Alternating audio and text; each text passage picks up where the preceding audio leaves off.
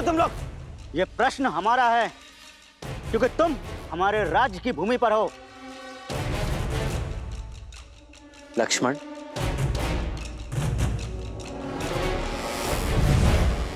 मैं अयोध्यापति महाराज दशरथ का पुत्र राम हूं। दशरथ नंदन राम स्वयं पधारे हैं। ये तो उत्सव का पल है। उनके पांव के स्पर्श से देवी अहिल्या मुक्त हुई। उनके प्रवेश से हमारी धरा भी पावन हो गई। शीघ्र चलो।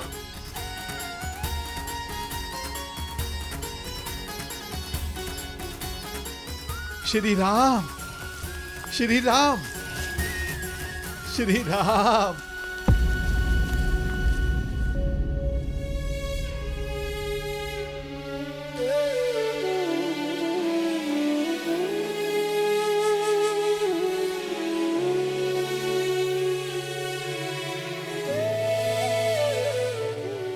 कैसा अनर्थ है। अयोध्या का श्रृंगार सन्यासी का भगवा वस्त्र धारण किए हुए। क्या ये वलकल धारण करने से मैं आपका अतिथि नहीं रहा निषाद राज? अतिथि तो आकर लौट जात। आप तो हमरे ही यहां हृदय में बसे हैं कुमार राम। यदि आपने मुझे हृदय में बसाया है तो आपका स्थान भी हृदय के पास ही है।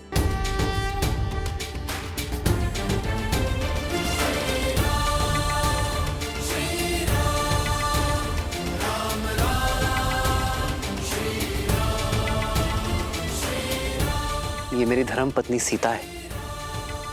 प्रणिपात देवी। और ये आपकी परछाई अनुज लक्ष्मण। आपका स्वागत है भैया। धन्यवाद गुहा भैया। कब से आपके दर्शन का अभिलाषी था, किंतु आप ये सन्यासी के वेश में मिलेंगे ये आशा नहीं थी।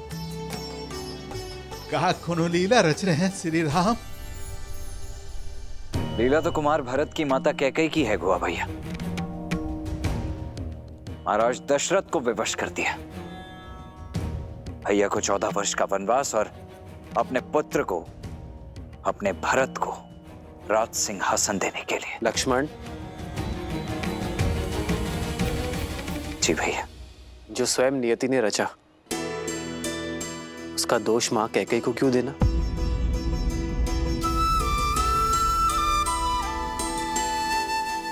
ये चयन मेरा था।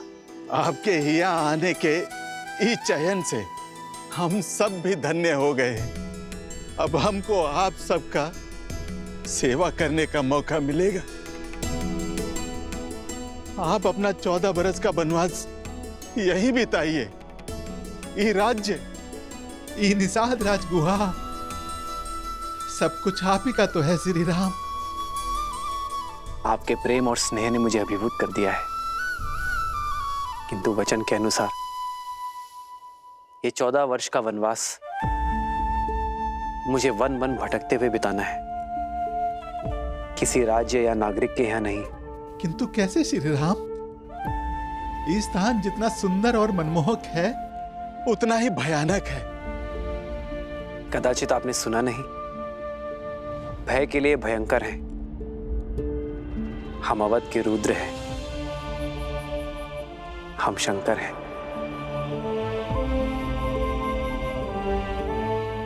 तो फिर ये गुहा को अपना नंदी बना लीजिए। आपको मार्ग दिखाते दिखाते हम भी सदमार्ग पर चल लेंगे। व्यक्ति का कर्मफल, उसके चयन का परिणाम उसे स्वयं भोगना पड़ता है। कर्तव्य के इस पथ पर हमें अकेले ही चलना होगा। तब श्री राम हमें भी तो कोनो सेवा का अवसर दीजिए। आज रात्रि हम यही इसी वृक्ष के नीचे विश्राम करेंगे। कल सवेरे यदि आप गंगा पार कराने का प्रबंध करा सके तो बहुत कृपा होगी। जो आज्ञा। हमरे मन को तो बस यही बात कचोट रही है कि एक रात्रि के बाद आपसे विछो का सोचकर हमरी ही दशा है तो वहां महाराज दशरथ को कितनी पीड़ा हो रही होगी।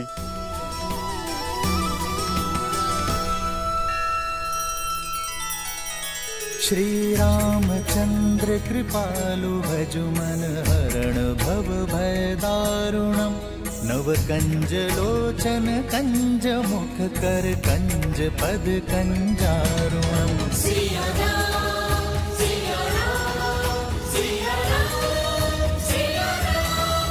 आदर्श और मर्यादा की है ये कथा महापावनम काट मद श्री से मिला दे श्रीमद् रामायणम श्रीमद् रामायणम।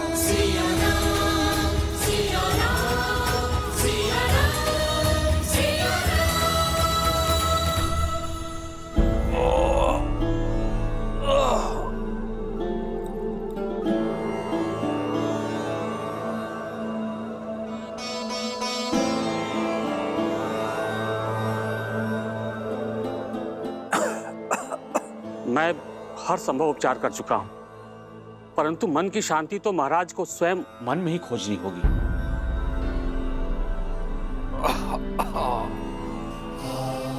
महाराज आशा मत खोइए महाराज, समझ गए हैं ना, वो राम को अवश्य वापस ले आएंगे। हाँ महाराज, भाग्य अयोध्या पे इतना बड़ा अभिशाप नहीं लाएगा।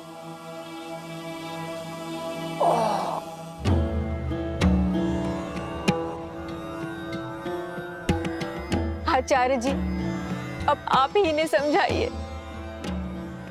महाराज, यह समय नियति से लड़ने का नहीं है, उसे स्वीकार करने का है। विश्वास रखिए, अंत में सब शुभ होगा।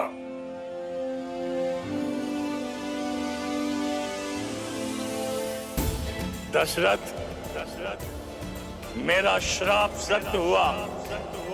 तुम अपने पुत्र के वियोग में मरोगे दशरथ। महाराज घबराइए मत महाराज, सब ठीक होगा। कुछ ठीक नहीं होगा, ये घबराहट ही तेरे प्राण ले लेगी। ये वो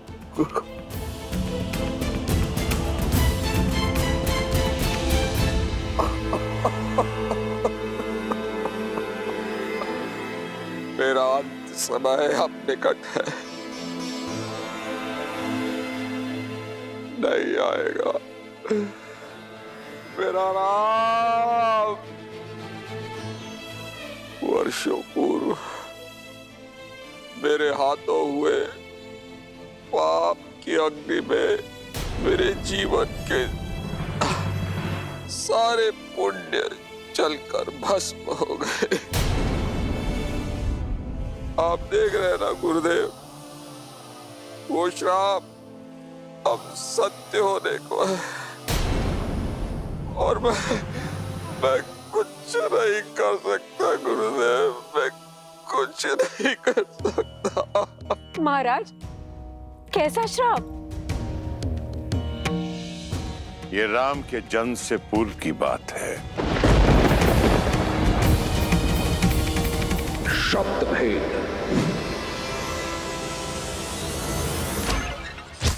अनजाने में मैंने आपके पुत्र के प्राण हर लिए।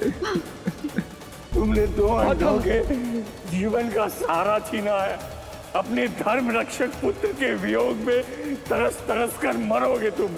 ये बूढ़े दुखी पिता का श्राप है, श्राप है।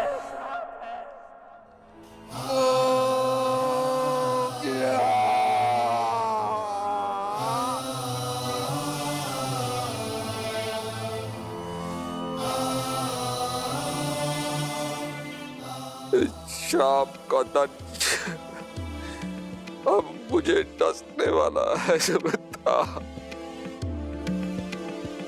महाराज, धैर्य रखिए।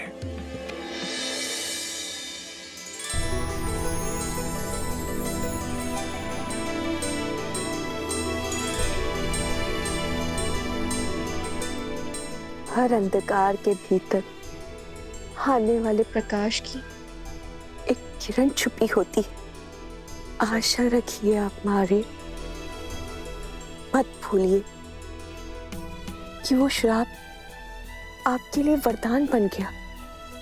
उसी के कारण आपके आंगन में 4 पुत्रों का आगमन हुआ। मुझे पूरा विश्वास है राम का ये आयान रघुवंश के भविष्य में केवल गर्व का प्रकाश ही लाएगा। शीघ्र ही नया सूर्योदय होगा।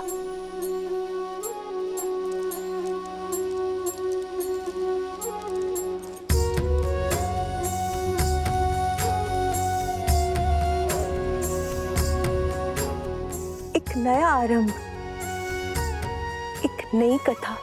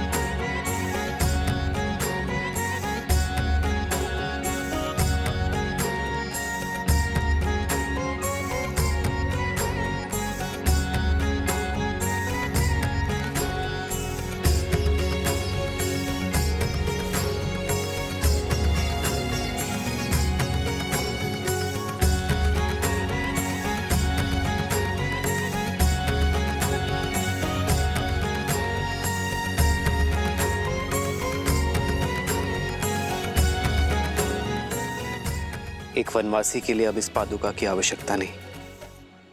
दीजिए भैया।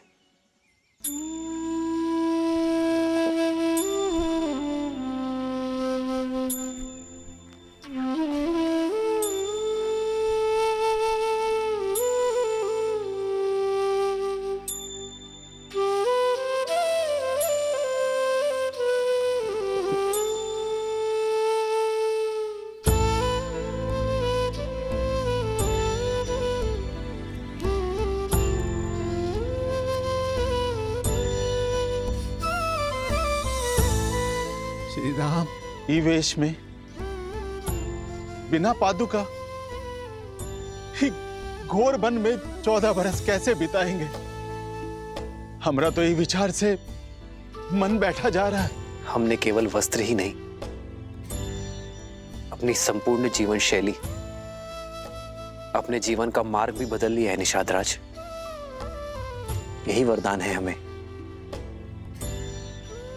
राजकुमार तो साधारण जन से घुल मिल नहीं पाते, किंतु अब हम साधारण प्रजा की भांति सबके साथ घुल मिलकर जीवन का सत्य खोजेंगे। एक वनवासी का जीवन जीकर पिताश्री का वचन निभाएंगे।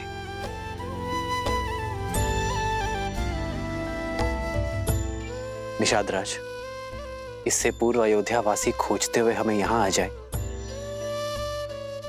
हमें गंगा पार करवा दीजिए। मन तो ना ही मानत है, पर आपके कर्तव्य में आड़े नहीं आऊंगा।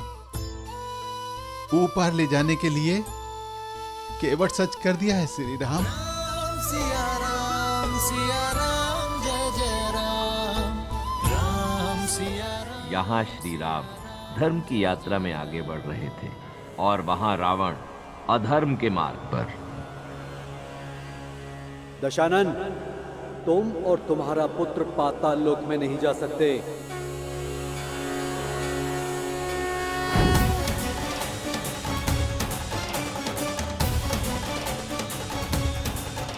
प्रणाम वरुण देव। ये निर्णय लेने का अधिकार तुम्हारा नहीं है वरुण देव।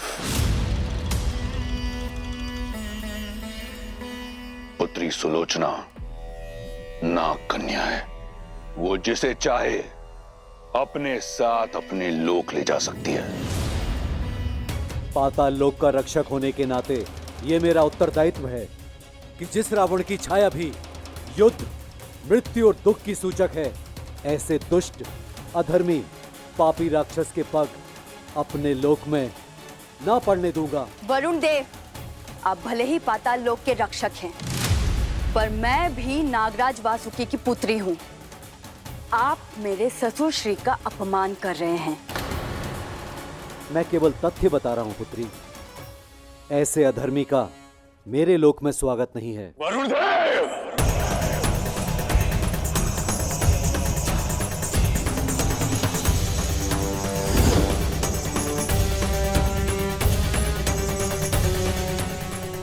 प्रतीत होता है कि अपने पिता के स्वाभिमान का द्वंद्व मुझे पाताल लोक के द्वार से ही आरंभ करना होगा। अपने दायित्व पूर्ति के लिए यदि युद्ध का स्वागत भी करना हो तो मैं सज्ज हूं।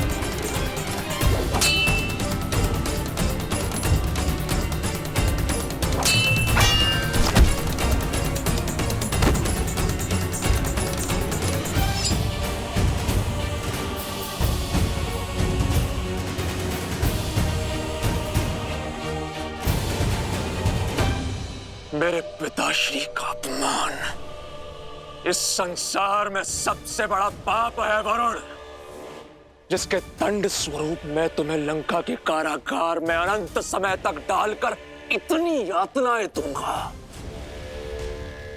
कि तुम अभी इसी क्षण दशानन से अपनी मृत्यु मांगोगे। मेघनाद, अद्भुत। मुझे गर्व है तुम पर पुत्र। युद्ध हुआ है तो उसके नियम का पालन भी होगा। यदि कोई वीर अपने शत्रु को परास्त कर जीवन दान दे दे तो हारने वाले का धर्म है कि वो विजेता की हर बात माने, क्योंकि जिसने जीवन दान दिया जीवन उसका हुआ, है ना वरुण देव? तो नियम अनुसार तुम हमें पाताल लोक जाने से रोकोगे नहीं, और धर्म अनुसार तुम इस पापी अधर्मी राक्षस की लंका, जो चारों ओर जल से घिरी हुई है, उसकी रक्षा करोगे। कोई भी शत्रु लंका में प्रवेश ना कर सके। पुत्री सुलोचना, ले चलो हमें पाताल लोक। विद्युत जीवा के अध्याय का अंत करने का समय आ गया है।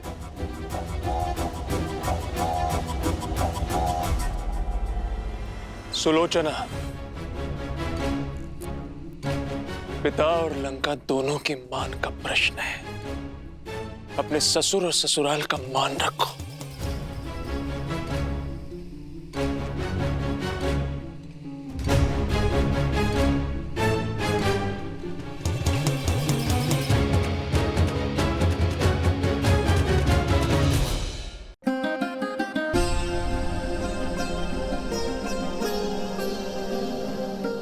अब तक के सहयोग के लिए धन्यवाद अमात्य।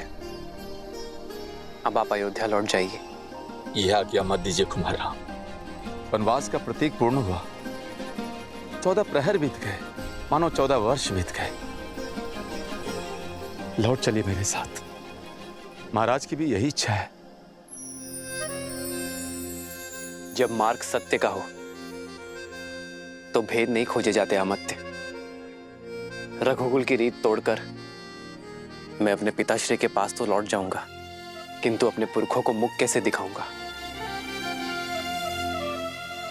देवी सीता, आप तो हट त्यागी। महाराज की आशा है मैं कम से कम आपको लेकर ही लौटूं।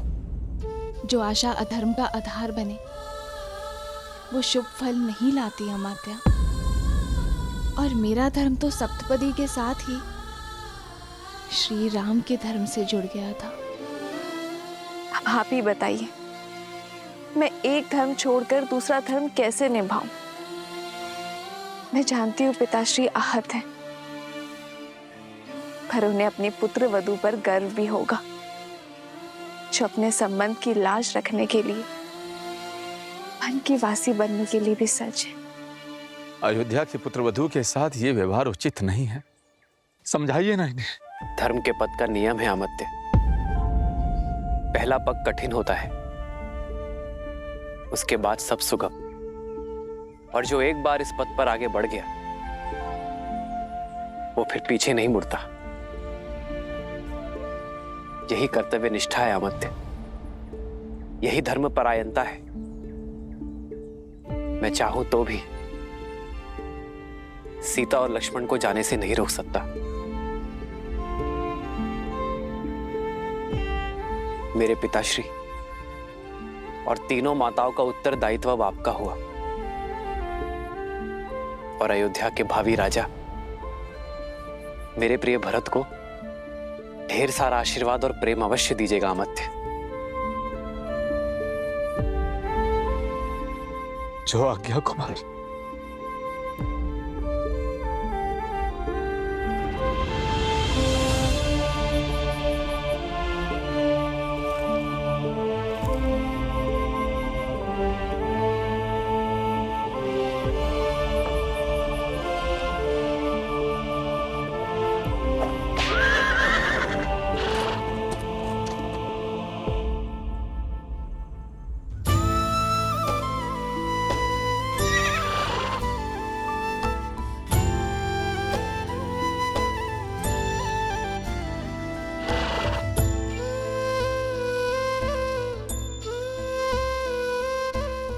जाओ,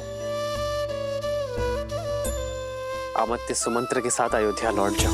वन उपवन का भ्रमण कराते, गंगा का जल पान कराते, नियति कैसी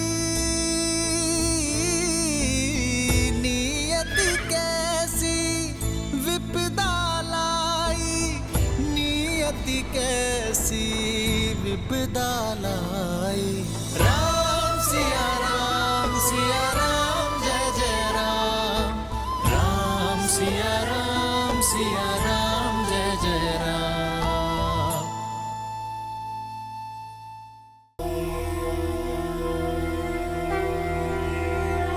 सुलोचना की सहायता और मेघनाद के शौर्य से रावण का विद्युत जीवा को पाने का लक्ष्य पूर्ण होने जा रहा था। संतोष संसार की सबसे बड़ी संपदा है, और जिसके पास संतोष नहीं, उसके पास चाहे कुछ भी क्यों ना, उसका कोई भी लक्ष्य पूर्ण नहीं होता। पाताल लोक में जाने के पीछे रावण की मंशा केवल अपने शत्रु विद्युत जीवा के प्राण हरना ही नहीं थी, अपितु उसे कुछ और भी चाहिए था। वहीं दूसरी ओर थे श्री राम, जिन्हें इस बात का संतोष था कि उन्होंने अपने पिता दशरथ और रघुकुल की मर्यादा का मान रखा था। जहां रावण सब कुछ पाने की इच्छा से अधर्म के मार्ग की ओर बढ़ रहा था, वहीं श्री राम सब कुछ त्याग कर धर्म के मार्ग की ओर बढ़ रहे थे।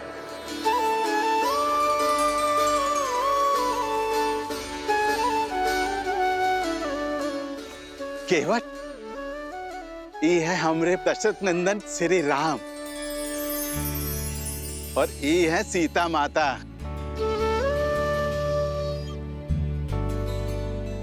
और वो है लक्ष्मण भैया। इको गंगा पार कराने का दायित्व अब तुम्हारा है। भली प्रकार से जाना था इन्हें। भगवान शिव का धनुष उठाकर भंग करने वाले राम।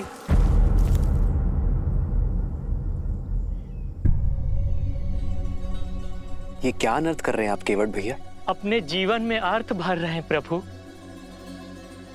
आपने अपने पिता के वचन का मान रखने के लिए वनवास ले लिया। ऐसे पुत्र का चरण स्पर्श करना तो पुण्य का काम है प्रभु। नहीं केवट भैया, मैं आपको चरण स्पर्श की अनुमति नहीं दे सकता। काहे प्रभु? आपके चरण स्पर्श काहे नहीं कर सकते हैं? हम छोटे कुल के हैं इसलिए।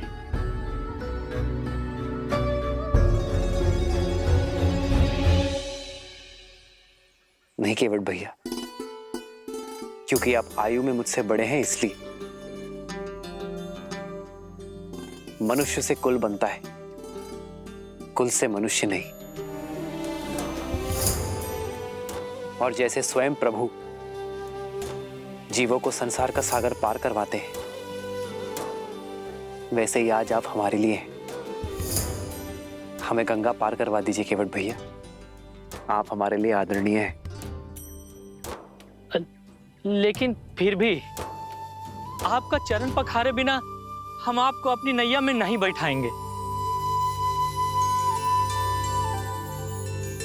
केवट भैया, भैया कह रहे हैं ना कि वो आपसे चरण स्पर्श नहीं करवा सकते, फिर आप। नहीं भैया नहीं, हम प्रभु के बिना पग पखारे अपनी नैया में नहीं बैठाएंगे बस। ई हट का कोनो कारण तो होगा केवट? अरे बहुत ही बड़ा कारण है निषाद राज। इनके चरणों की धूल में माया है माया। पाथर की मूरत को पांव की धूल लगी तो वो स्त्री बन बैठी। अरे कहीं हमारी नैया भी स्त्री बन बैठी तो? केवट भैया, मैं भी आप ही की तरह एक साधारण मनुष्य हूं। हमें ये गंगा पार करवा दीजिए। मैं वचन देता हूं आपकी नाव को कुछ नहीं होगा। तो हम भी कह रहे हैं ना, हमें अपने पांव धो लेने दो। दोहरी मार मारे जाएंगे प्रभु। एक ही नैया है हमारी। कहीं वो स्त्री बन गई तो पेट पालने का साधन तो जाएगा ही। घर पे हमारी पत्नी जीवित नहीं छोड़ेगी, कहेगी एक के रहते दूसरी ब्याह लाए। नहीं प्रभु नहीं, हम ये संकट मोल नहीं ले सकते हैं, नहीं। तो आप नहीं मानेंगे? जीवन भर लोगों को ई पार से ऊ पार तारते रहे। आज अपना जीवन तारने का अवसर मिला है तो कैसे खो दें प्रभु? ठीक है केवट भैया, मैं अपनी हार स्वीकार करता हूं।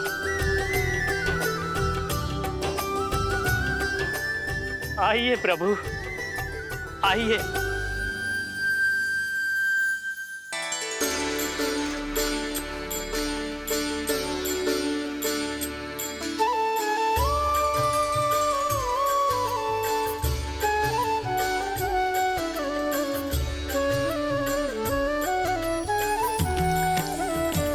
भज मन राम चरण सुखदाई।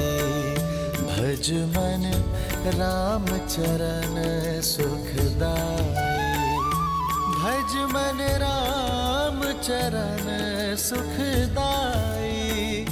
भज मन राम चरण सुखदाई।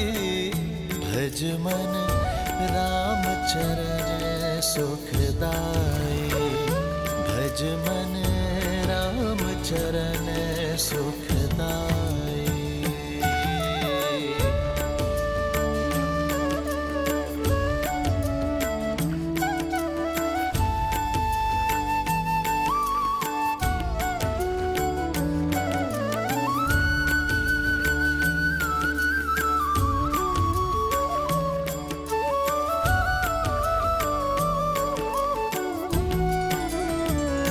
भज मन राम चरण सुखदाई। भज मन राम चरण सुखदाई।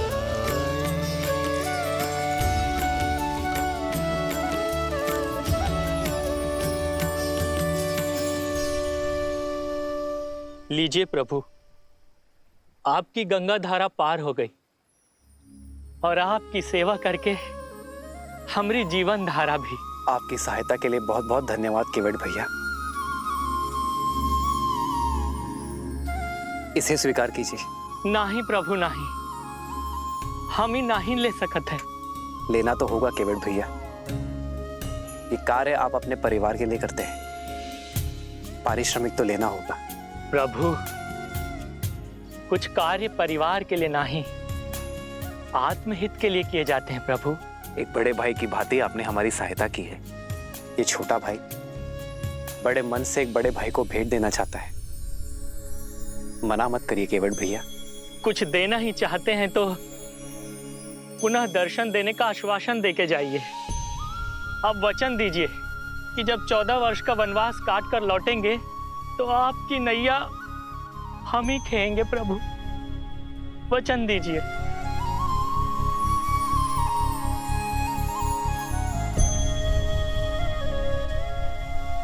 महादेव ने चाहा तो यही होगा।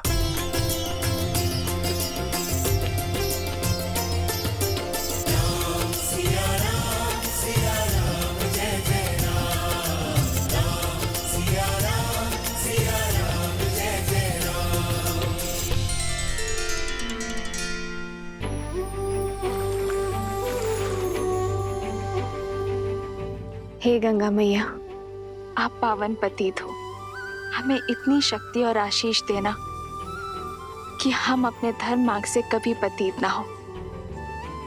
हमारा मार्ग और हमारा लक्ष्य सदा पावन रहे।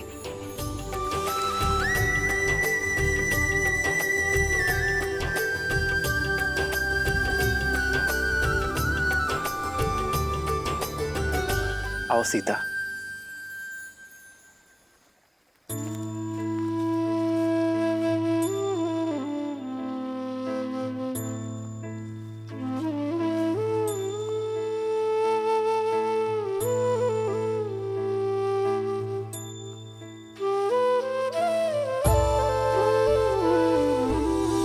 वन उपवन का भ्रमण कराते, गंगा का जल पान कराते, नियति कैसी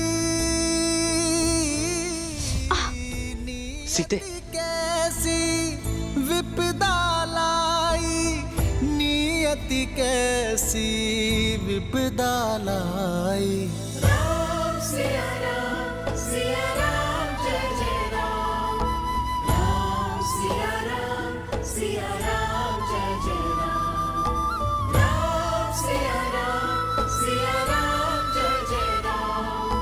राम सिया राम, सिया राम जय जय राम। राम सिया राम, सिया राम जय जय राम। राम सिया राम, सिया राम जय जय राम। ओ राम सियावन पग पग फिरते, लक्ष्मण हर क्षण सेवा करते, कष्टन सहते, कष्टन सहते श्री रघुराई, कष्टन सहते श्री रघुराई।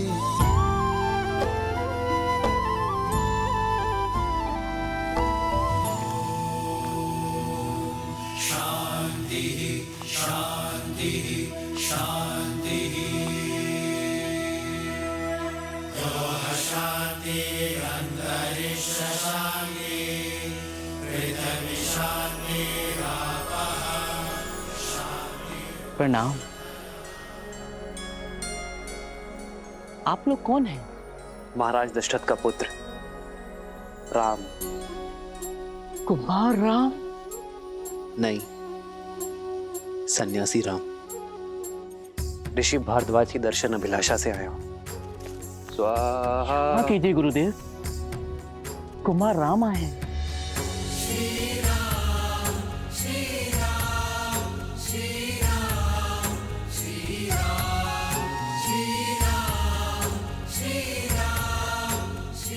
प्रणाम ऋषिवर। आयुष्मान भव।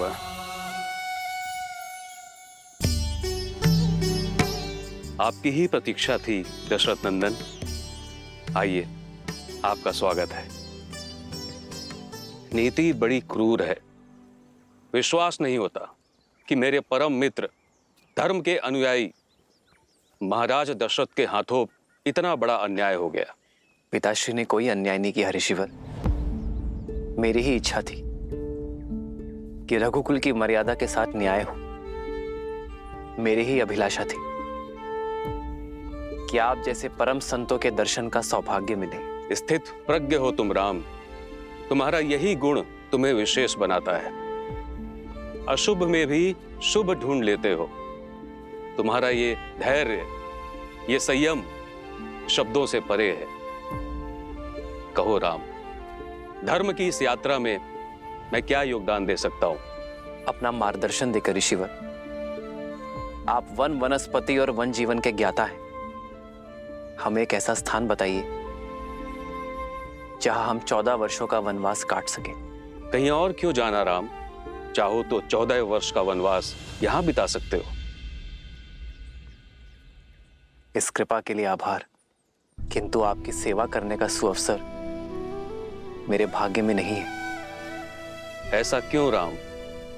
प्रयाग की ये पावन धरा तो सोए भाग्य को भी खोल देती है। निसंदेह ये स्थान अलौकिक है, पावन है, किंतु अयोध्या के निकट है। यदि अयोध्या वासियों को हमारे यहां रहने की भनक लग जाए तो वो हमसे मिले बिना नहीं रह पाएंगे ऋषिवर, और इससे आपके आश्रम की शांति भी भंग होगी और मेरा उद्देश्य भी पूर्ण नहीं हो पाएगा। इसलिए आप हमें एक ऐसा स्थान बताएं जहां एकांत का संतोष मिले और ऋषियों की सेवा का सुख भी। तो फिर दंडक वन की ओर जाओ राम, जहां तुम्हें ऋषियों की सेवा का अवसर भी मिलेगा और उन्हें सताने वाले, उनकी साधना में विघ्न डालने वाले राक्षसों के अंत का पुण्य भी। जिस प्रकार तुमने वन को ताड़का के आतंक से मुक्त किया, वैसे ही दंडक आरण्य का भी उद्धार करो। मैं अभी तुम्हारे लिए मानचित्र बना देता हूं।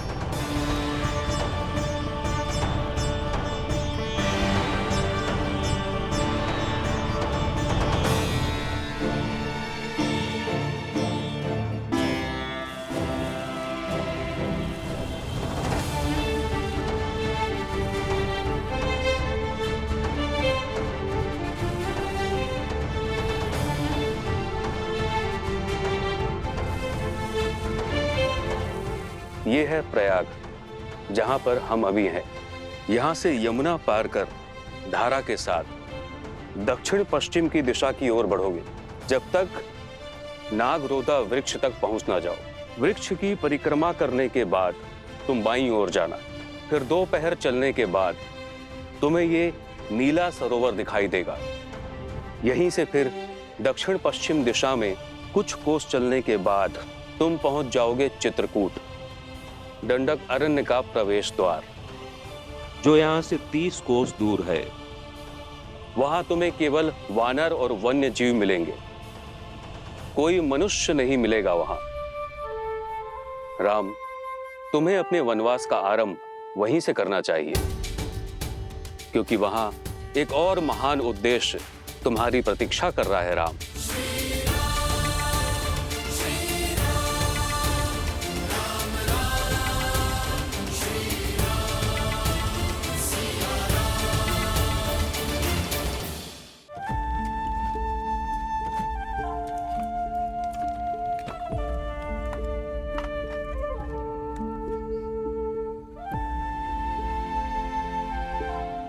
नौका तैयार है श्री राम। पिता को संतान से और राजा को अपनी प्रजा से दूर नहीं होना चाहिए। जाइए निषाद राज, आपकी संतान, आपकी प्रजा आपकी प्रतीक्षा कर रही है। हमारा साथ यही तक था। ऐसा ना कहिए। ये वन जितना सुंदर दिखत है, उतना ही जटिल और घातक है। हम यहाँ पले बड़े हैं, हमको आपका मार्गदर्शन करने की अनुमति दीजिए। हमसे ही सुख ना ही छीनिए श्री राम।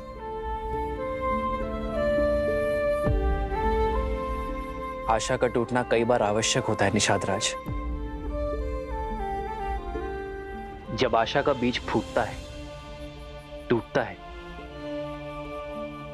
तो समय की माटी से भविष्य का वट वृक्ष खड़ा होता है। और फिर आपके लौटने में मेरा एक कार्य है जिसका आपको निमित्त बनना है।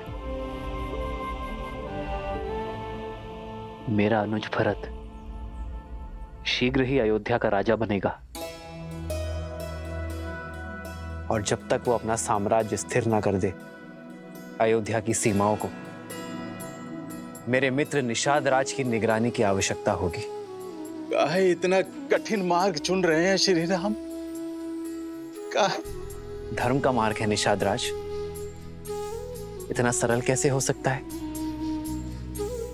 जिस प्रकार भट्टी में लोहा तपकर और दृढ़ बनता है और सोना कुंदन, वैसे ही कठिनाइयां एक पुरुष को पुरुषोत्तम बनाती हैं।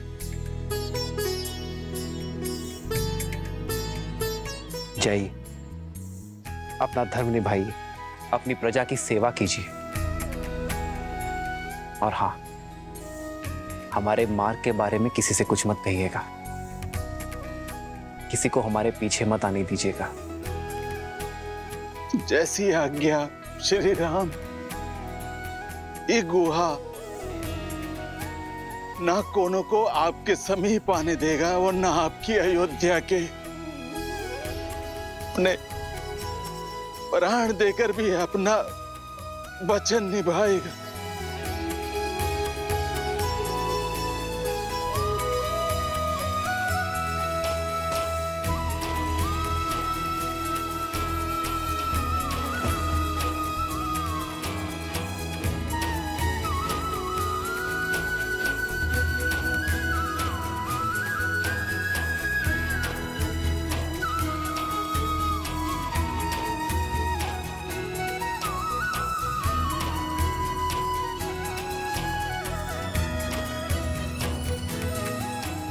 आपका बहुत बहुत धन्यवाद निषाद राज।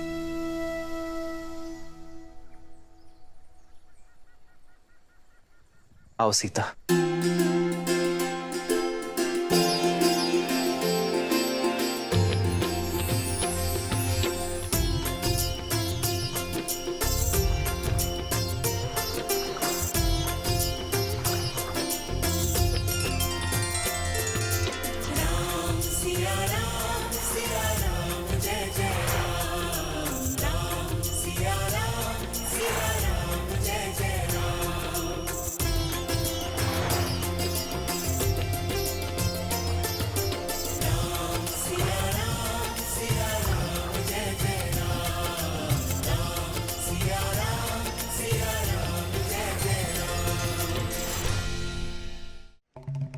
महादेव, ऋषि भारद्वाज किस उद्देश्य की बात कर रहे थे?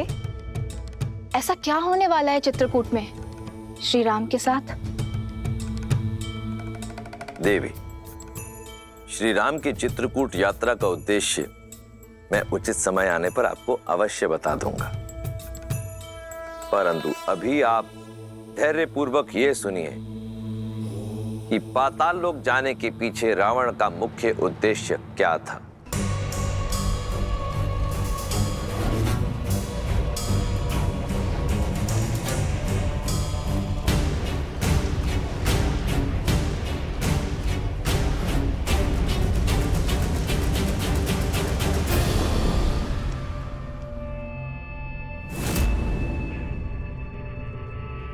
हम दक्षिण की तरफ से आक्रमण करेंगे।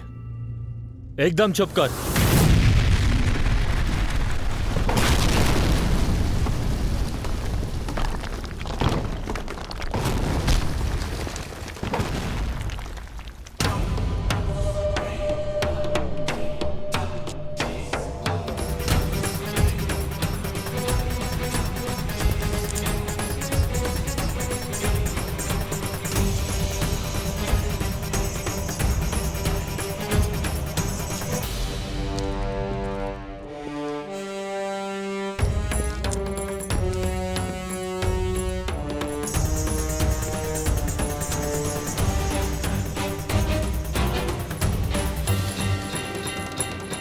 लंका का स्वर्ण सपना देखने का समय समाप्त हुआ।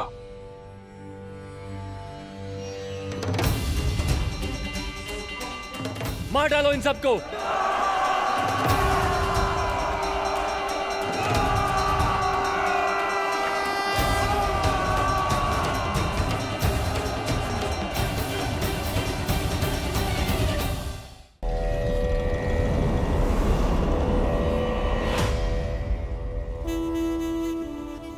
लंका का स्वर्ण सपना देखने का समय समाप्त हुआ। मार डालो इन सबको।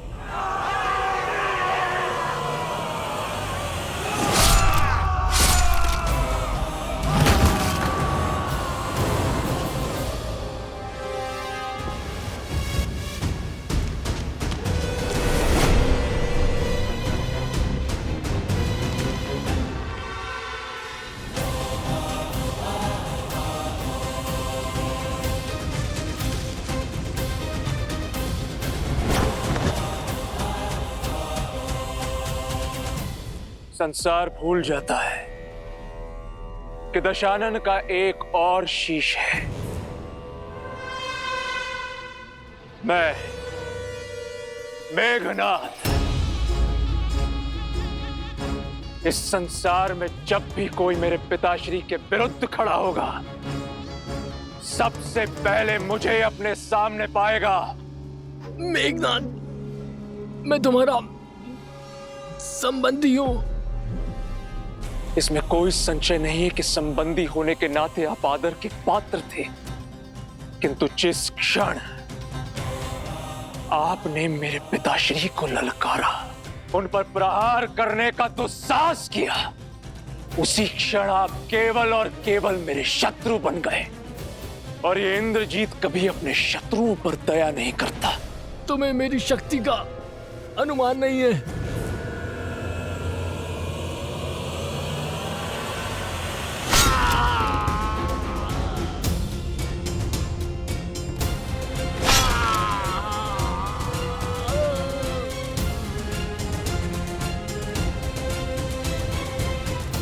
शक्ति का अनुमान भी है, और तुम्हें किस तरह अपने पिताश्री के चरणों में लाना है उसका ज्ञान भी है।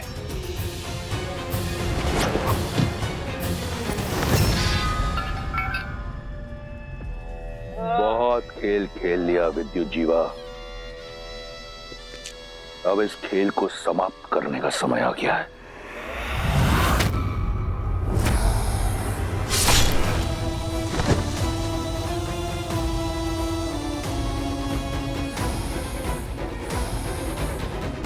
हम जो चाहते थे वो हमने पा लिया पिताश्री। आपके शत्रु का शीश आपके चरणों में है।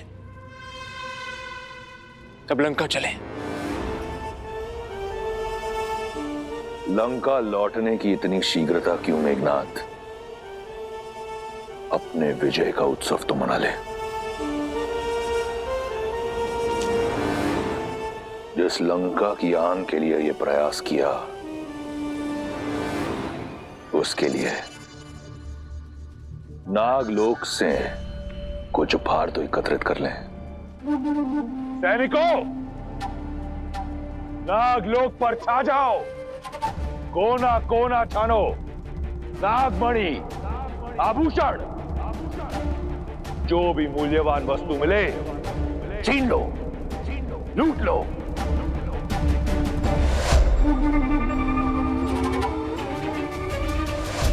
ये पाप मत कीजिए पिताश्री। नागमणि में नागों के प्राण, उनकी शक्ति बसती है। इसमें कोई पाप नहीं। लंका की सुरक्षा, लंका की समृद्धि मेरा धर्म है, और अगर उसके लिए कुछ नागों का बलिदान होता है तो इसमें कुछ अनुचित नहीं। नहीं पिताश्री, नहीं। सुलोचना भी इसी लोक से है। इस नाते नाग हमारे संबंधी हुए और हम उनके अतिथि हैं। ये नाग लोक में लूटपाट करना अतिथि धर्म के विरुद्ध है पिताश्री। अपने ससुराल से जमाई का भेंट लेना किसी मर्यादा के विरुद्ध नहीं। समझने का प्रयास कीजिए। मैंने तुम्हें यहां अपनी इच्छा की पूर्ति के लिए बुलाया। तुम्हें मुझसे प्रश्न करने की अनुमति नहीं। जैसा कहता हूं वैसा करो। जाओ। जो आज्ञा पिताश्री।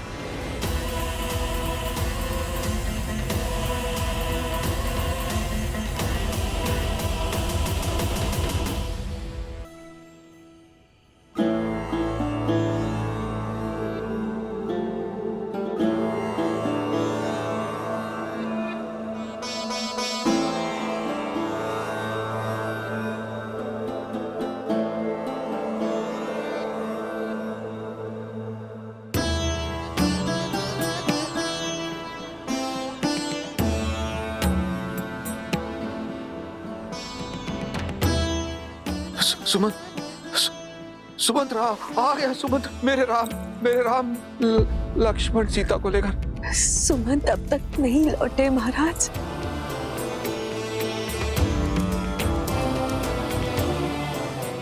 अर्थात अभी तक नहीं लौटे तो वो राम और सीता को लेकर ही आएंगे वापस। हाँ महाराज। मेरे राम पिताश्री।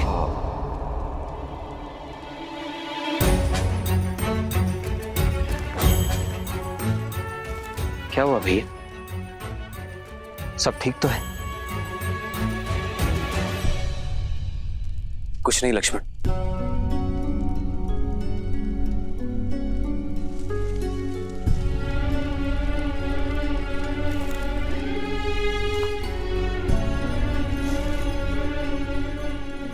भाई को कुछ नहीं बताया कि उसे चिंता होगी, पर बाहर से तो अपनी मन की पीड़ा बांट सकते हैं ना आर्य।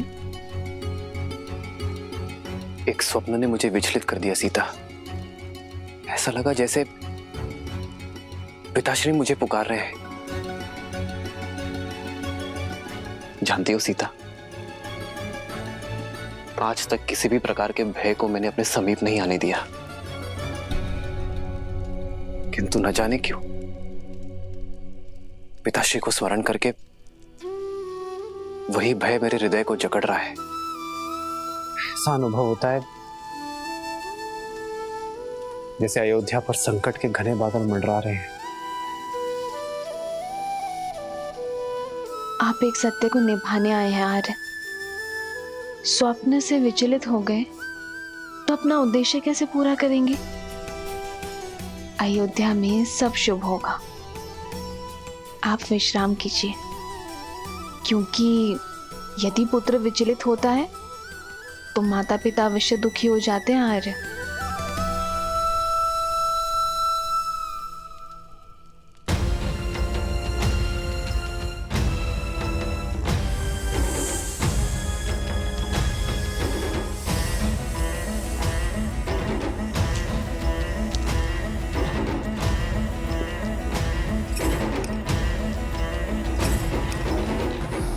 उत्तम, अति उत्तम। इसे लंका ले जाने की तैयारी करो। जो आज्ञा पिताश्री। तुम्हारे पिता की आज्ञा ही तुम्हारे नाश का कारण होगी।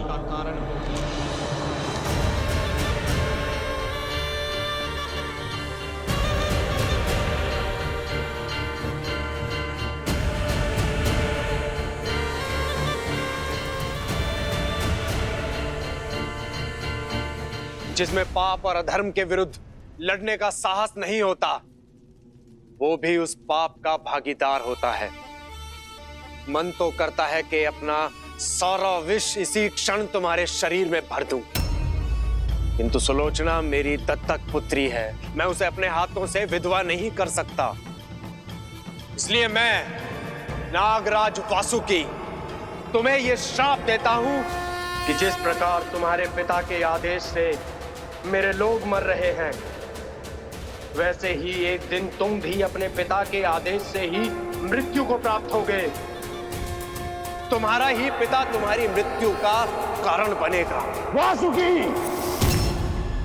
मेरे समक्ष मेरे पुत्र को श्राप देने का दुस्साहस गजानन हूं मैं। काल भी मेरा दास है। इन्हें जाने दीजिए पिताश्री, हम पहले ही बहुत पाप कर चुके हैं।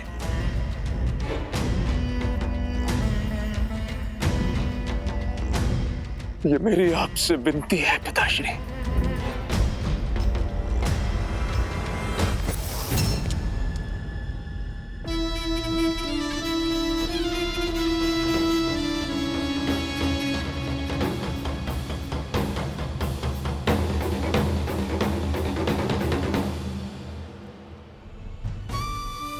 चल किया है हमारे राम ने हमारे साथ में। चल तो हमारी नेत्रों ने किया है हमारे साथ। 2 घड़ी निद्रा क्या लगी, हमारे राजा राम हमसे बिछड़ गए। हमारे जीवन को सुगम बनाने के लिए हमारे प्रभु श्री राम उस दुर्गम मार्ग में स्वयं ही चल पड़े हैं। हमारे राम हमें छोड़कर चले गए, इतने निष्ठुर कैसे हो सकते हैं।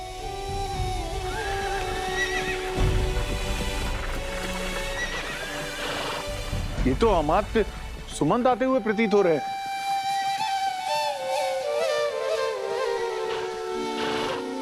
हमारे प्रभु लौट रहे हैं।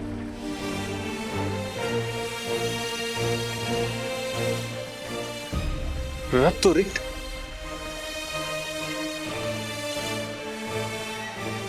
रथ पे तो केवल अमात्य हैं, हमारे राजा राम नहीं है। नहीं आए हमारे राजा राम, नहीं आए हमारे राजा।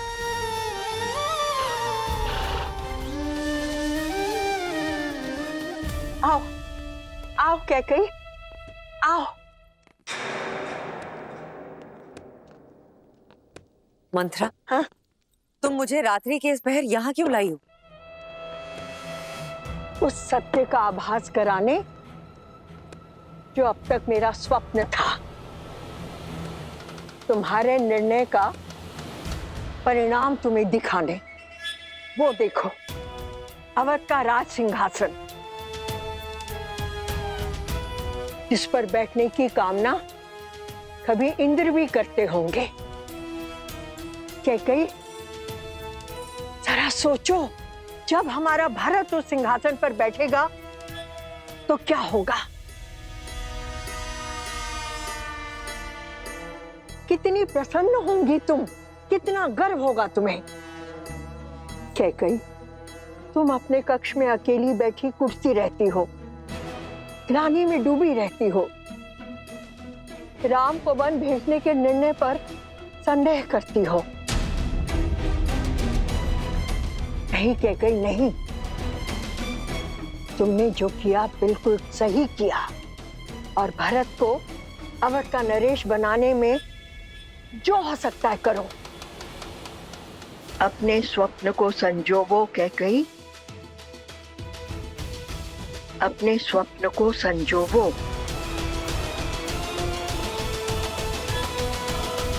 अमात्य सुमंत्र आ गए। क्या कुमार राम भी साथ आए हैं?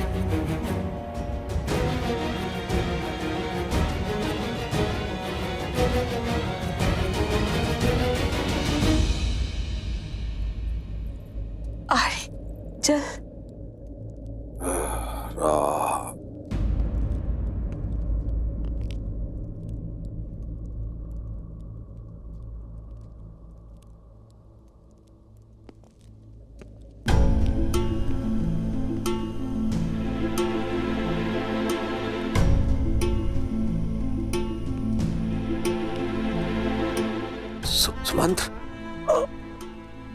सुमंत्र आ गए, आ गए, आ गए तुम।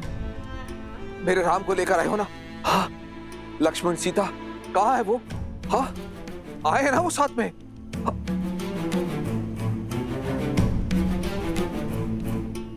इस शुभ अवसर पर आप लोगों की आंखों में अश्रु।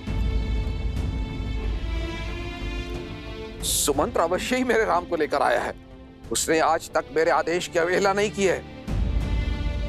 प्रतीत होता है राम सन्यासी वेश से बाहर आने में समय ले रहा। अब सुमंत, एक काम करो, राम से कहो कि युवराज के रूप में सज होकर आए और साथ में लक्ष्मण और सीता को भी लेके आए। मैं उनसे मिलने को आतुर हूं। जाओ जाओ जाओ, लेकर आओ उन्हें। खड़े क्यों हो? सुमंत्र, जाओ ना, उनको लेकर क्यों नहीं आ रहे हो तुम? सुमंत्र, वो आए हैं ना सुमंत्र?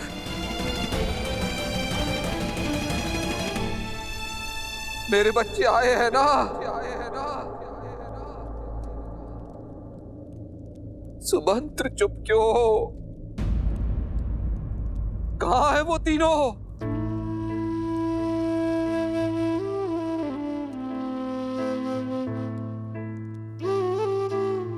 क्षमा महाराज, पहली बार आपका सुमंत असफल लौटा।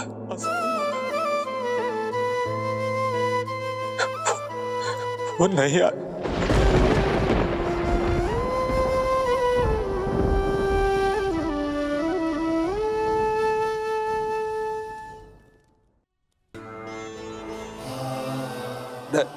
नहीं आए? नहीं आए का क्या तात्पर्य है सुमंत्र? क्यों नहीं आए? क्यों लौटे हो सुमंत्र? किस अधिकार से लौटे हो? मेरी एक इच्छा पूरी नहीं कर पाए। मेरी कुलवधू, मेरी पुत्री सीता को भी नहीं ला सके। मैंने हर संभव प्रयास किया महाराज, किंतु वो नहीं माने। यही बात है। देख लेना, मेरा राम मेरी बात मानेगा। मुझे ले चलो, मैं जाऊंगा, मैं लेकर आऊंगा अपने राम को। मुझे ले चलो, मैं मनाऊंगा अपने राम को, मैं लेकर आऊंगा वापस उसे। भूल मेरी ही है कि मैंने सुमंत्र को राम को लाने के लिए भेजा। अब मैं स्वयं जाऊंगा और राम को लेकर ही लौटूंगा। चलो सुमंत्र। आपके पुत्र हैं वो महाराज, रघुकुल के गौरव, रघुकुल के गौरव, नहीं लौटेंगे, नहीं लौटेंगे।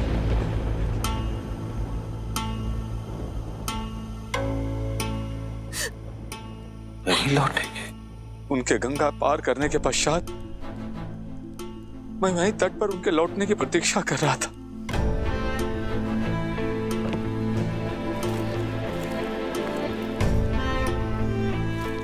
सुमंत, आप लौटे नहीं? किस मुख से लौटता निषाद राज? अपने महाराज को निराश किया है मैंने। उनके राम को उन्हें नहीं सौंप पाया। उनकी अंतिम आशा था मैं। लौटना तो मैं भी नहीं चाहता था, किंतु श्री राम ने समझाया कि हमें अपना कर्म पथ, अपनी यात्रा स्वयं पूरी करनी होती है। आप लौटिए और महाराज दशरथ से वही कहिए जो श्री राम ने मुझसे कहा। हाँ, क्या कहा मेरे राम ने? बोलो ना, क्या कहा राम ने? उन्होंने कहा कि कई बार आशा टूटनी आवश्यक होती है निषाद राज, एक बड़ी आशा के लिए, और बीज का फूटना होता है।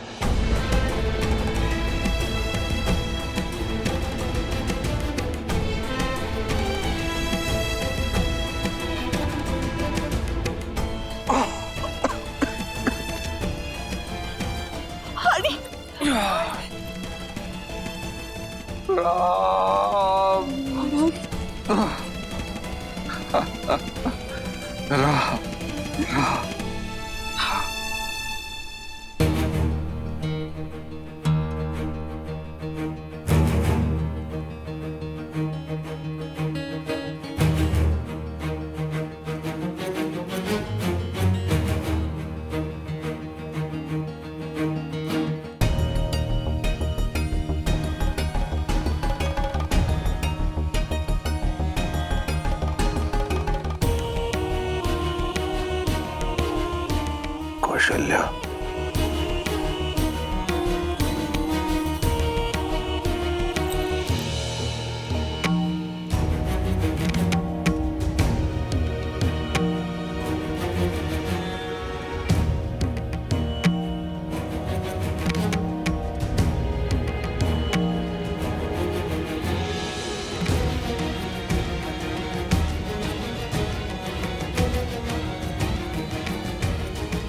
कौशल्या, हाय, मेरा अंतिम समय आ गया है, समय आ गया।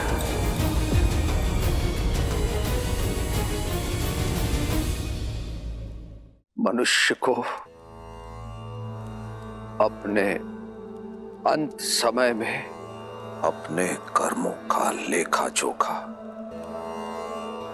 दिखाई देने लगता है। जिस श्राप का भय आज तक मुझे खाए जा रहा था, आज उस श्राप की गंभीरता को अनुभव कर रहा। श्रवण के बूढ़े पिता को श्राप देते समय कैसी पीड़ा का अनुभव हुआ होगा, ये अब समझ में आ रहा।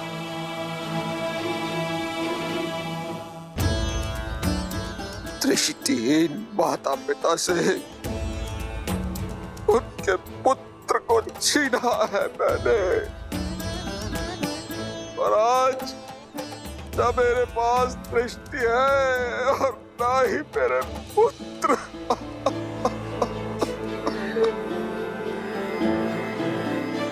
न्यासी दृष्टिहीन माता पिता को उनका पुत्र पानी नहीं मिला।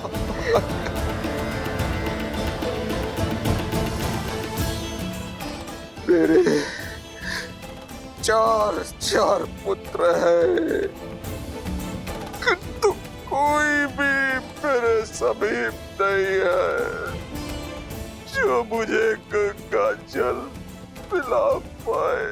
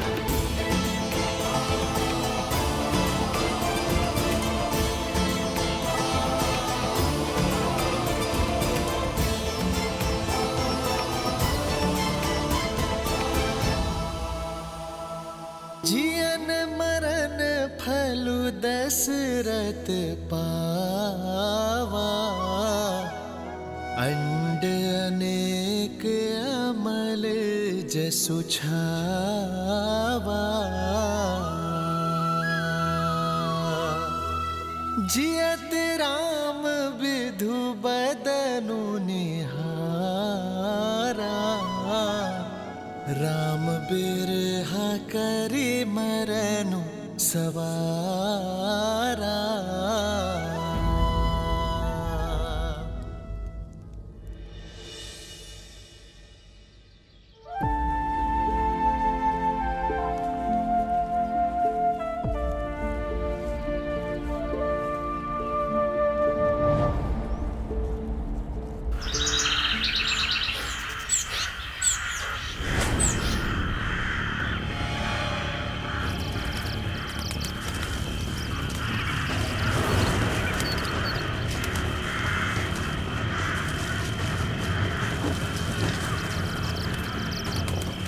सावधान हो जाइए भैया।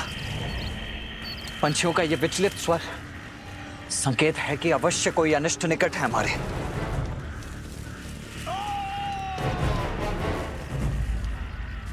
किसी मनुष्य का स्वर है ये, जैसे कि बहुत पीड़ा में हो।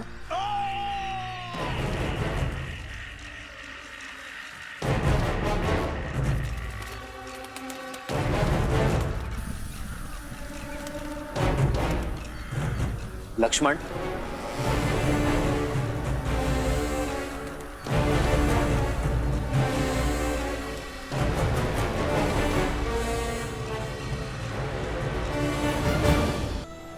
बात नहीं है, तुम्हारे दुस्ताहास का दंड है ये ढोंगी। हमारे वन में आकर यज्ञ कर कर इसे अपवित्र करते हो।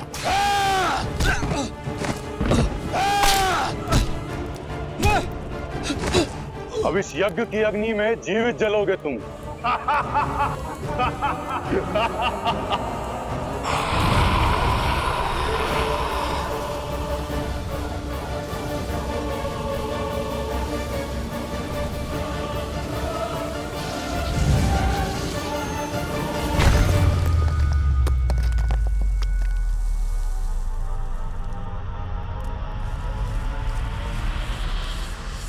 कौन है? सामने आ।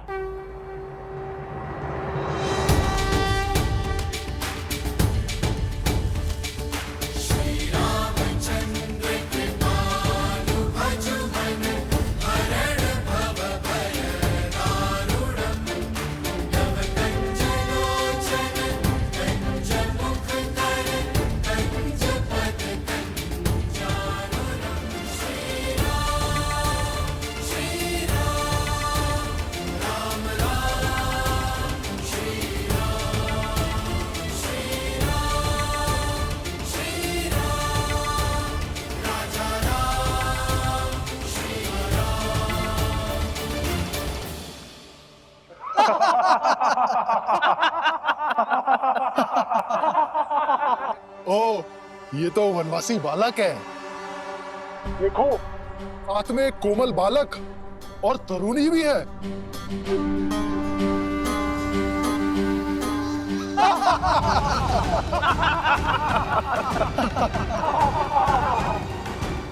हमारे वन में हमें ललकार कर बहुत बड़ी भूल कर रहे हो नादान बालक। इन्हीं ऋषियों के साथ तुम्हारी भी आहुति देंगे। अभी एक क्षण में ज्ञात हो जाएगा कि कौन किसकी आहुति देता है। लक्ष्मण,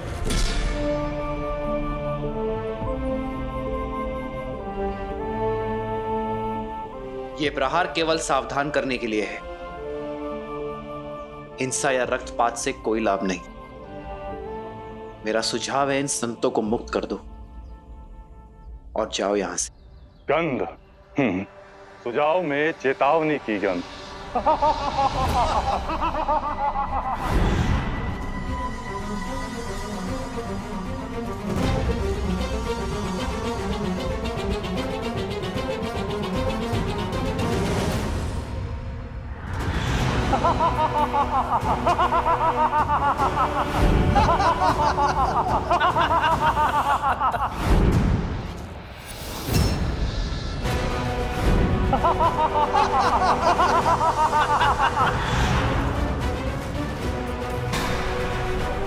सीते,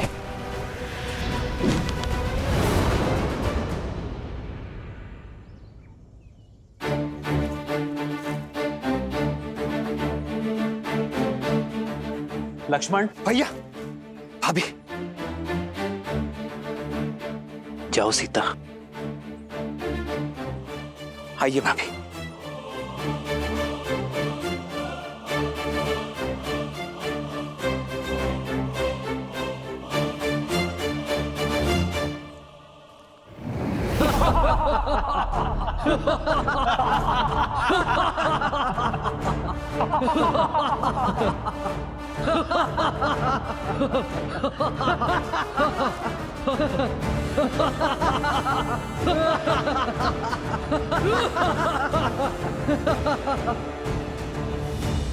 संदेश उचित था मेरा, कदाचित भाषा समझनी है। भाषा बदलनी होगी।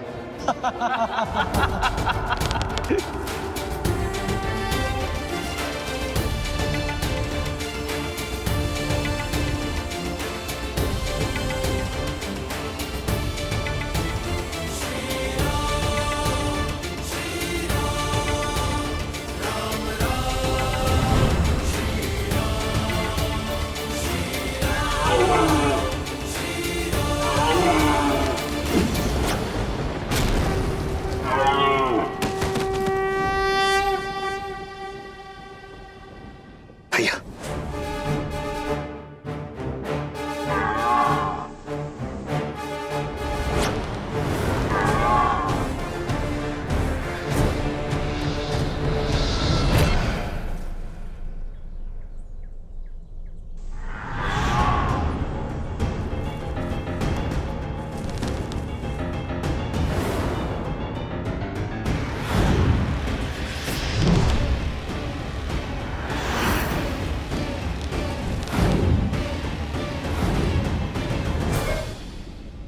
भैया, ये राक्षस तो माया युद्ध में प्रशिक्षित है।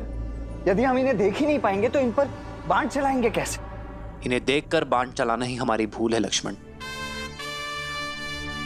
केवल नेत्रों से नहीं, सभी इंद्रियों की सहायता लेनी होगी हमें। समझ गया भैया, शब्द भेदी बाण।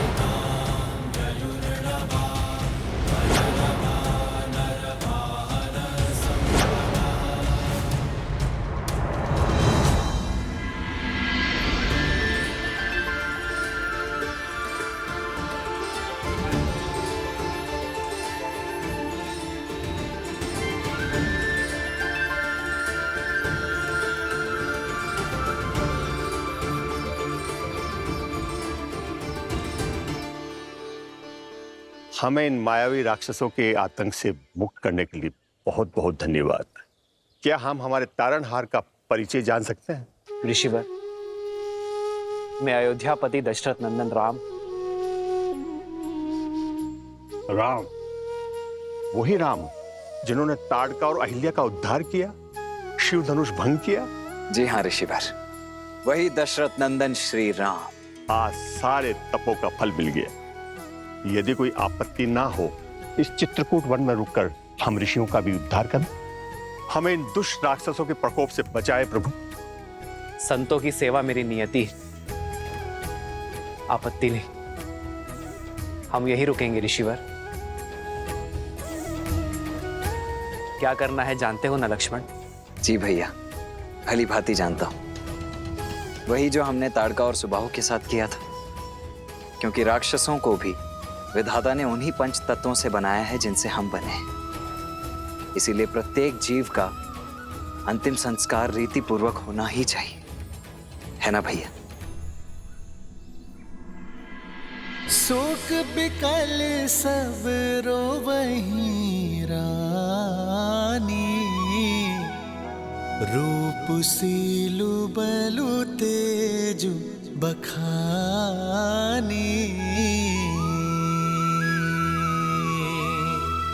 करहि बिलाप अनेक प्रकारा,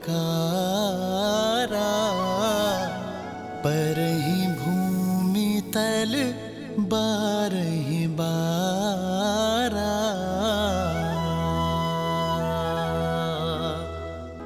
बिलपहि बिकल दासरु दासी,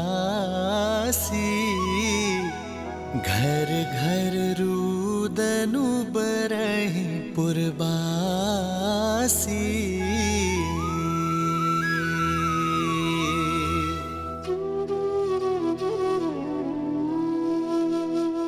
आज अयोध्या में अंधेरा है और रघुवंश का ये सूर्य और तेजस्वी हुआ है।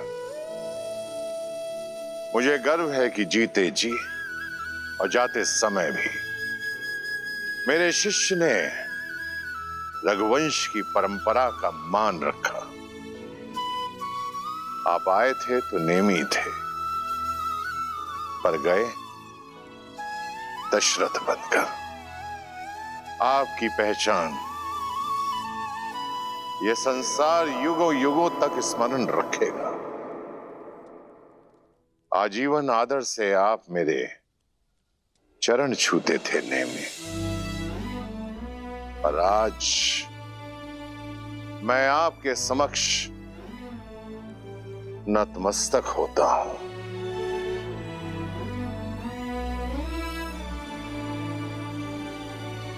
जिन्हें परम धाम जाना था वो तो चले गए आचार्य, पर जो यहां है उन्हें सांसारिक नीतियों का तो पालन करना होगा। मेरा अभिप्राय महाराज की अंत्येष्टि से है। शास्त्रों के अनुसार पिता को अग्नि ज्येष्ठ पुत्र ही देता है। फिर तो इसी क्षण कुमार राम को वनवास से लौटा लाना चाहिए, जो कि असंभव प्रतीत होता है। किंतु क्या पता पिता की मृत्यु का समाचार सुनकर वो लौट आए। उन्हें उनका न्यायोचित स्थान देना ही महाराज को सच्ची श्रद्धांजलि है। वैसे भी नीति अनुसार सिंहासन अधिक दिन तक रिक्त नहीं रहना चाहिए। राज्य संचालन के लिए राजा का होना आवश्यक है। जो किसी की सांसों की डोर टूटने पर वचन की डोर तोड़ दे, वो रघुवंशी नहीं हो सकता। हम किसी भी प्रकार 14 वर्ष के वनवास से पूर्व राम, सीता और लक्ष्मण को वापस नहीं ला सकते। लौटने की व्यवस्था कुमार भरत की करनी होगी, क्योंकि महाराज के वचन के अनुसार अब भरत ही युवराज है। जी, किंतु भरत और शत्रुघ्न को आने में तो कई दिन लग जाएंगे। इतने दिनों तक मृतदेह को अंत्येष्टि के बिना रखना उचित होगा। अवश्य, क्योंकि यही परिस्थिति की मांग है। महाराज का शवलेप किया जाएगा।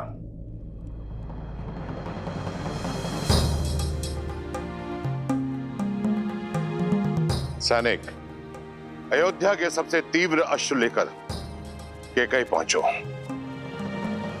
और भरत और शत्रुघ्न को यह संदेशा दो कि मैंने एक विशेष उद्देश्य के लिए उन्हें तुरंत अयोध्या बुलाया है।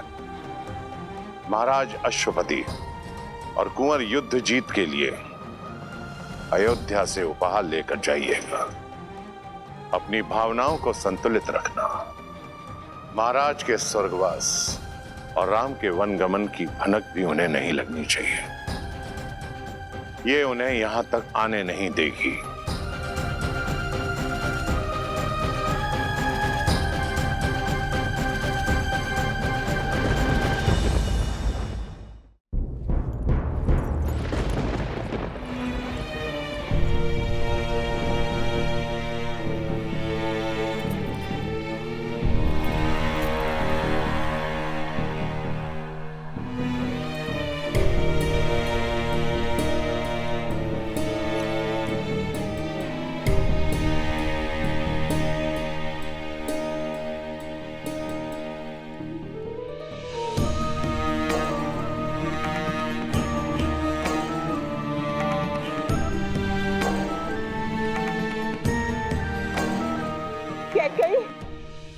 सुना तुमने?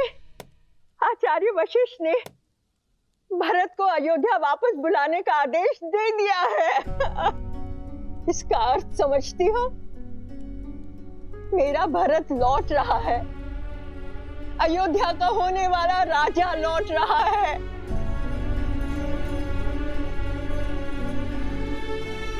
किंतु ये सुनकर चिंता क्यों? चिंता उन प्रश्नों की है जो भरत के साथ आएंगे। कैसे मिलूंगी मैं उससे? क्या कहूंगी मैं उससे? कैसे समझाऊंगी मैं अपने भरत को?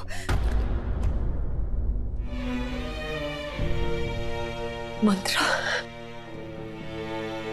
भावनाओं के ज्वार में आप, मैंने कहीं कुछ अनुचित तो नहीं किया ना? अनुचित? नहीं मेरी पुत्री कैकेयी, तुमने जो कुछ किया अपने भरत के लिए किया, उसके अधिकारों के लिए किया। किंतु अचानक ये क्या हो गया? क्या तुम अपने पुत्र को अयोध्या का नरेश बनते नहीं देखना चाहती? प्रश्नों की चिंता करोगी तो भरत का भविष्य खो दोगी कैकेयी। क्या तुम नहीं चाहती कि भरत अयोध्या के राज सिंहासन पर बैठे? उत्तर दो कैकेयी, चाहती हो कि नहीं? उत्तर दो। चाहती हूँ, मैं भी यही चाहती हूँ। हर माता की तरह मैं भी अपने पुत्र के लिए सर्वश्रेष्ठ चाहती हूँ। तो फिर ये विलाप कैसा, असमंजस कैसा? तुमने बिल्कुल ठीक किया मेरी पुत्री, बिल्कुल ठीक किया। सुना नहीं तुमने महाराज ने अपने अंतिम समय में क्या कहा था कि उनकी मृत्यु किसी श्रवण के पिता के श्राप से हुई है। तुम उसका कारण नहीं हो कैकेयी।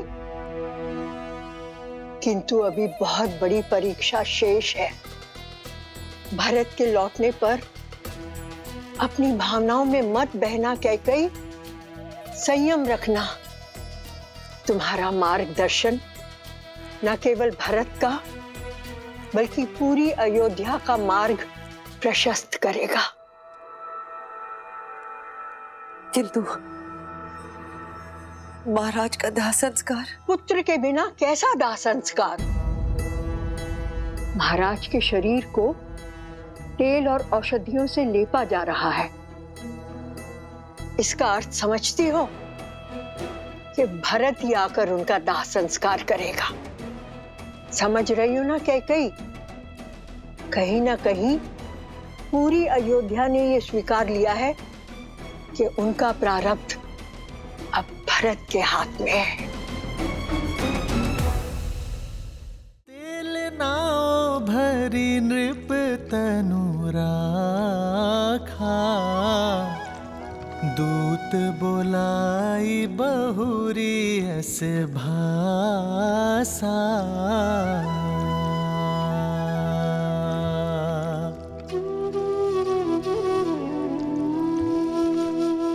ठीक प्रकार से औषधि युक्त तेल में पूरा शरीर समा जाना चाहिए।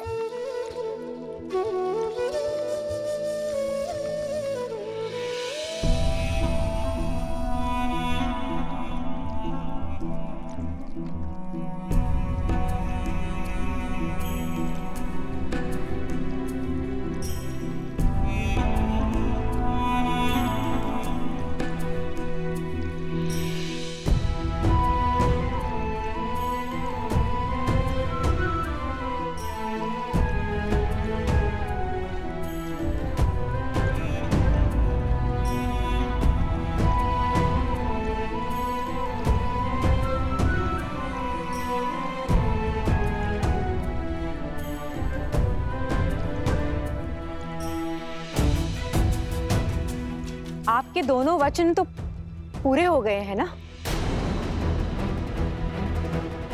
तो अब यहाँ पे क्या लेने आई हो?